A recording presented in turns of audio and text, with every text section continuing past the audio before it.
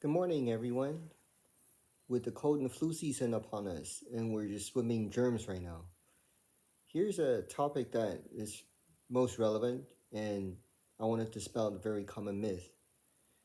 So, why are people afraid of green mucus? This is a very common question I get asked, and a very common misconception is that if your snot or mucus turns green, then you must have a bacterial infection, which means you have to go schedule an appointment with your doctor and get a prescription for antibiotics. Otherwise, your green mucus will consume you. This is totally false. I don't know where it came from, but I have some theories. One theory is that perhaps green mucus is linked to an ancient past, actually not too ancient, just before the era of antibiotics, where sometimes the final signs of bacterial meningitis is that you have mucus, thick green mucus coming out from your nose, because there is only a thin separation between your nasal cavity and your brain. And sometimes when you have severe bacterial meningitis, the inflammation and mucus from inside your brain goes through a very thin separation called the piriform plate. This is on the top, the roof of your nasal passage. Um, the inflammation goes through that piriform plate and then comes out in your nose, and you have thick green or bloody mucus from your nose, and that basically means your brain is on its final stage of being consumed by the infection. But we're far from that now. We have very effective vaccination against bacterial meningitis, and we have good antibiotics. So we seldom see that problem. In fact, being a pediatrician for 24 years, I have never seen that as a manifestation of bacterial meningitis. So then, first of all, going back to mucus, why do we have mucus anyway? Is it just to make our lives miserable? No, I mean it actually has a very important function. Has many purposes in our bodies. For one, it's very plays a very critical role in our digestive tract because it acts as a lubricant and also as a very important protectant in your stomach. In fact, if you don't have any mucus lining your stomach will literally digest itself. Think about it. Your stomach is full of very strong, powerful digestive enzymes and strong acid. How come it doesn't just destroy itself? Well, the secret sauce is the mucus. There's a thick mucus coating the inside lining of your stomach, preventing itself from being digested by its own digestive actions. How about in your nose and your lungs? Mucus also plays a very important role because it basically is your body's own personal fly trap. When infection germs, they're trying to get inside your lungs. Uh, the mucus layer serves as a fly trap, sticky substance to trap them physically, mechanically, and then your body can figure out ways to get rid of them. And then how does your body get rid of them? Uh, you actually have cells specifically designed to eat these mucus that has bacteria entrapped in them. These are called macrophages. These are specific kind of cells.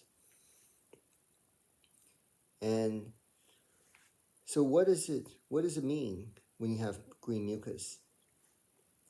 This myth is so common that I remember as a medical student, I got tested by one of the pediatric infectious disease specialists. He asked this as a question, what would you do as a doctor if a parent comes to you saying that, oh, now my 3-year-old son, he's been having congestion and cough for the last 3 weeks, and now his mucus turned really thick and green. What do you do? And of course, it's some sort of a trick question because it plays on this ancient myth. So the wrong answer will be to prescribe antibiotics for this situation because it does really nothing. Vast majority of the time, green mucuses occur as your body is recovering from an infection. As you may notice, next time you get sick, observe closely. Maybe keep a diary. It's called the diary of your snot. That um, at the beginning of your sickness, your mucus is likely to be thin and colorless, and then toward the end, it gets green and thick. Why does that happen? Well, it turns out that the green color comes from an enzyme inside your cells. This enzyme specifically is called myeloperoxidase. It uses chlorine to kill germs.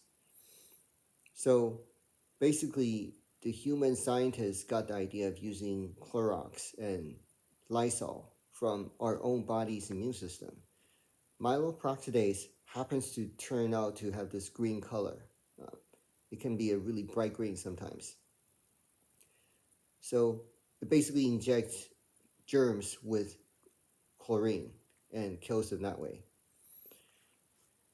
So next time you realize your son or daughter has green mucus coming out from the nose, uh, don't worry. This is actually cause for celebration because it means whatever whatever infection your body is fighting, it's toward the end. So you do not need to get antibiotics. You can call your doctor for a telephone appointment if you need some additional reassurance, but certainly does not mean that you need antibiotics to treat a bacterial infection.